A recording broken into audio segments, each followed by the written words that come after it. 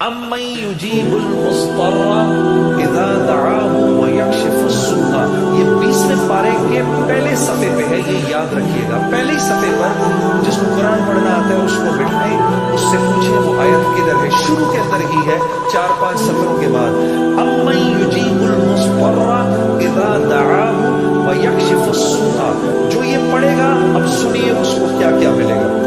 سب سے پہلے کہ اس آیت کو جو ہر نماز کے بعد پڑھے گا، اس کے بعد اگر وہ دعا کرے گا اللہ رب العزت فی الفور اس کی اس دعا کو قبول فرمائیں گے. اور اگر فی الفور قبول فرمائیں گے. اور اگر اللہ اپنے علم سے جانتے ہیں کہ تھوڑی دیر بعد اس کا قبول ہونا ضروری ہے، تھوڑی دیر بعد قبول کریں گے. اس ورد کا کرنے والے کی اولاد کو اچھے رشتے ملیں گے. جو اس ورد کا اہتمام کرے گا ہر نماز کے بعد ایک دفعہ، اس کو یا اس کی اولاد کو اللہ اچھے رشتے دے گا. اس ورد اس آیت کے پڑھنے والے کو جب یہ کسی مشکل میں پھنسے گا اور اگر اس کی زبان سے اس وقت نکلا، اب بھائی جب آپ سے موبائل چھیننے آتا ہے نا کوئی، اس وقت یہ دعا پڑھو، اس کو نظر ہی نہیں آؤ گے، اس کو نظر ہی، اس ظالم کو آپ نظر ہی نہیں آئیں گے. یہ میں آپ کو بتا رہا ہوں، میری گردن پکڑ لینا.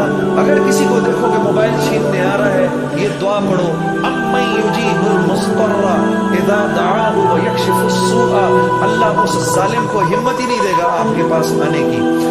جو اور اگر کوئی غم مسلسل 6-7 دنوں سے آپ کی طرف متوجہ ہے، کوئی خوف یا کوئی غم آپ کی طرف متوجہ ہے، ماں باپ میں سے کسی کا انتقال، بھائی بہنوں میں سے کسی کا انتقال، اولاد کی طرف سے کوئی غم مل رہا ہے، اس کا ورد بڑھا دو. اول آخر 11 دفعہ درود شریف پڑھ کر اس کو 300 دفعہ دن میں پڑھو.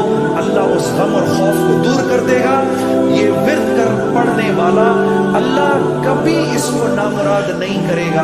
یہ جو دعا مانگے گا، امن یجیب المضطر اذا دعاہ ویکشف السوء، اللہ اس کی دعا پوری کرے گا.